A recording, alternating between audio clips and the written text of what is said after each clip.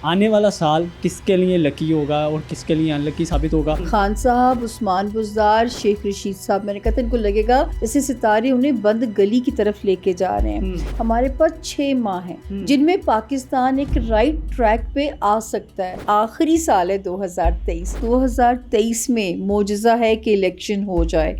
नवाज शरीफ की बात करें, अब हम बड़े हो गए हैं शायद सुनते हुए कि वो वापस आ रहे हैं तो क्या वो वापस आएंगे? अगर शहबाज शरीफ की बात की जाए तो क्या वो एक बार फिर अचकन पहन लेंगे? फिर अभी तो अचकन उतरी नहीं है।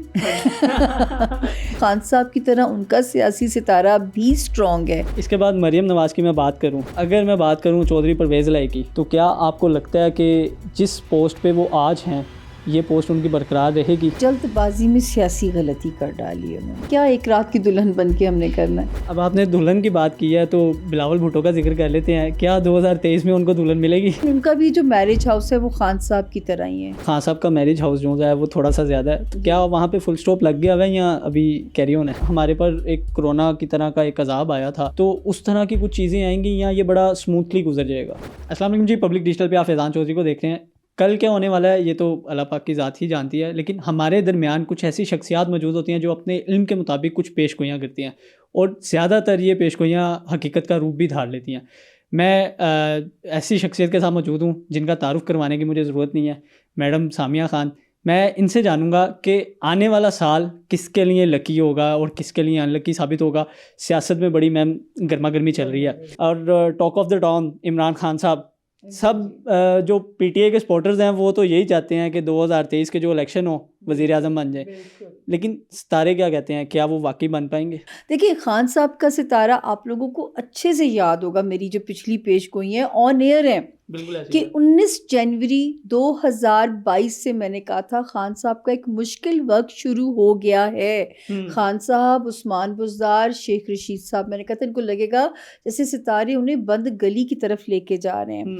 अच्छा, उनके ऊपर अल्लाह का एहसान भी है कि उनको इस बुरे वक्त में पॉपुलैरिटी उनका कार्ड डबल हो गया। लेकिन क्योंकि अभी सितारे, वही एक लाइन मुझे बहुत प्यारी लगती है कि स्टेडियम भरा हो तो मैच नहीं जीता जा सकता, मैच जीतने के लिए खेलना पड़ता है। वहाँ खान साहब कमज़ोर पड़ रहे हैं। तो खान साहब को अभी भी 7 महीने हैं, 17 जुलाई बल्कि 1 जून तक ही अगर वो अपनी पॉलिसीज़ को रिव्यू कर लें, अपनी फ्लेक्सिबिलिटी थोड़ी सी ले आएँ अपनी पॉलिसीज़ में, तो मेरा ख्याल है कि उनके चाहने वाले शायद जो है मायूस ना हो। लेकिन अभी उन पर वक्त थोड़ा सा मुश्किल है। हमारे पास 6 माह हैं जिनमें पाकिस्तान एक राइट ट्रैक पे आ सकता है और ये आखिरी साल है 2023। इसका नंबर भी 7 है। पाकिस्तान की न्यूमरोलॉजी करें, पाकिस्तान का नंबर भी 7 है। तो मोजज़ू की तरह इस वक्त सितारों की सपोर्ट मिलेगी। सिर्फ हमें नेक नियति से एक पॉलिसी पे जाना है अगर हम चाहते हैं कि पाकिस्तान, और इंशाल्लाह मुझे अपने रब से बहुत उम्मीद है, पाकिस्तान का कोई दिवालिया, कुछ सपने भी देखते हैं ना वो नहीं कि चिकनाचूर होंगे, पाकिस्तान का दिवालिया नहीं हो सकता। अमेरिका में ये साल टफ आने वाला है, इंडिया में टफ आने वाला है, इस खित्ते पे कोई ना कोई अल्लाह की मेहरबानी हो जानी है। अच्छा मैम, जिस तरह आपने बताया कि खान साहब के लिए अभी भी 6-7 माह जो उनसे हैं वो ज़रा टफ हैं, तो इलेक्शन की बात कीजिए तो वो मिड ऑफ द ईयर ही जाके होते हैं। जी। तो अगर मतलब आपको ये लगता है कि वो अगर अपनी पॉलिसीज़ रिव्यू करते हैं तो वो एक दफ़ा दोबारा पीक पे आ जाएंगे? देखिए, मैं अभी नहीं मैं कह सकती कि दोबारा फ़ौरन ही पीक उन्हें मिलती है, लेकिन ये है कि वो कम से कम सियासी मंजरनामे से उन्हें आउट तो नहीं होना चाहिए ना। तो जो है वो उसके लिए भी तो एफर्ट करें। और दूसरा ये कि अगर तो 2023 में मोजज़ा है कि इलेक्शन हो जाए, होगा भी तो उस साल का सेकेंड हाफ होगा, फर्स्ट हाफ में तो मुझे नज़र नहीं आते बिल्कुल भी। जी। और मैम, नवाज शरीफ की बात करें, अब दूसरे नंबर पे हम बड़े हो गए हैं शायद सुनते हुए कि वो वापस आ रहे हैं तो क्या वो वापस आएंगे? अच्छा, वैसे तो इस साल का एंड भी उन्हें सपोर्ट कर रहा था और मेरी ये हमसे पूछा जाता था तो मैं कहती थी अगर वो आना चाहें तो आ सकते हैं। लेकिन अब जब सितारों ने नई शक्ल बनाई है, 20 जनवरी 2022 से नई शक्ल बनी है, तो अब मुझे लगता है कि जून में आपका सपना पूरा हो जाएगा कि वो वापस पाकिस्तान में होंगे। इंशाल्लाह। और क्या उनको पॉलिटिकल हाइप मिलेगी या वो जिस तरह अभी आउट हैं इस सारे सियासी मंजरनामे से आउट ही रहेंगे? चौथी बार मुझे तो मैं नहीं कहती वो वज़ीर आज़म बनेंगे। हाँ, मैंने पहले भी कहा था, जब लोग कहते थे नून लीग का सफाया हो गया, तो मैं कहती थी नून लीग कभी रूल आउट नहीं की जा सकती, और जो है नवाज शरीफ पीछे बैठ के अपनी पार्टी को वही डिक्टेट करेंगे, तो वही उनका रोल बाऊजी वाला तो रहेगा। अच्छा, और अगर शहबाज शरीफ की बात की जाए तो क्या वो एक बार फिर अचकन पहन लेंगे? एक बार फिर, अभी तो अचकन उतरी नहीं है। तो जो है अभी तो सितारों की कहीं ना कहीं से उनको सपोर्ट मिलती रहेगी। खान साहब की तरह उनका सियासी सितारा भी स्ट्रॉन्ग है, और जो है रवैये भी उनके सियासी हैं, तो उनको किसी ना किसी तरह सपोर्ट रहेगी। सिस्टम में आपको इन नज़र रहेंगे वो। ठीक है।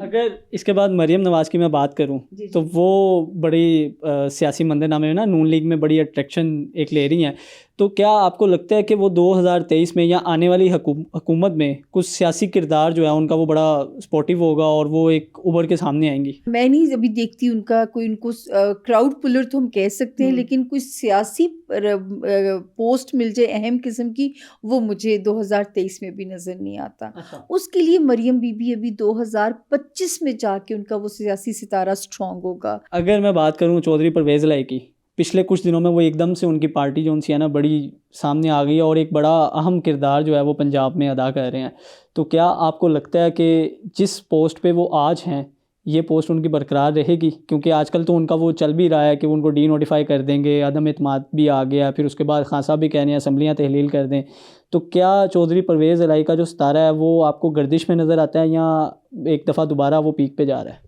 अच्छा जी, ये बड़ा इम्पॉर्टेंट सवाल है, क्योंकि इम्पॉर्टेंट सूबा है जो पंजाब है।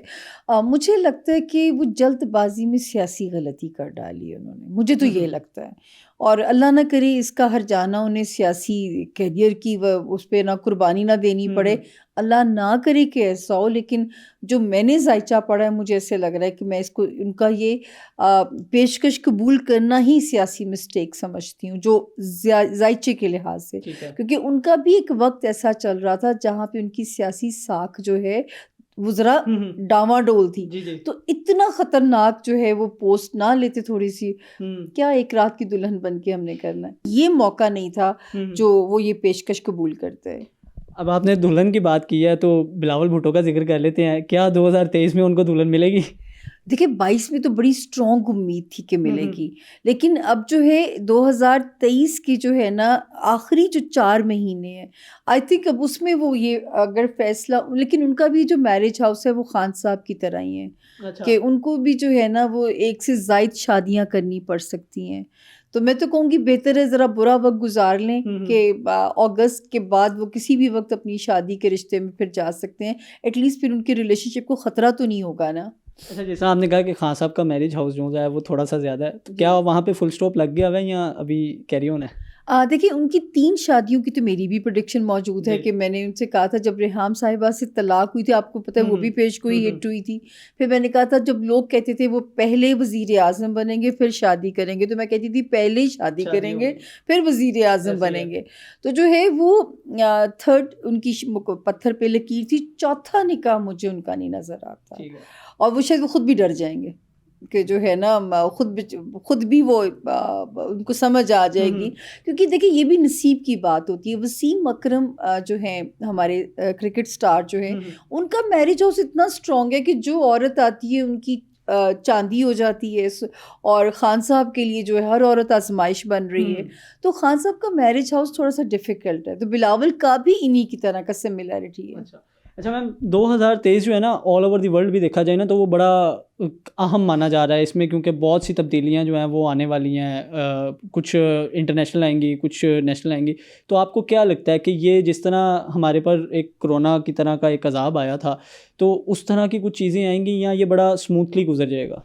देखिए जो साल का सेकंड हाफ है ना उसमें एक नक्शा बदलेगा आसमान पे, जो जुलाई के बाद अगस्त आता है वहाँ से। देखिए आपको शायद मेरी एक पेश कोई याद हो कि मैंने कहा था 2020 एंड ऑफ वर्ल्ड की तरफ पहला साल है, और ये वो पहला साल होगा जब आपको जंग की गूंज सुनाई देगी, पाकिस्तान के बॉर्डर्स पे नहीं, दुनिया के दूसरे बॉर्डर्स पे, जिसकी वजह से हमारा मुल्क बाकी मुल्कों के लिए बहुत इम्पॉर्टेंट हो जाएगा।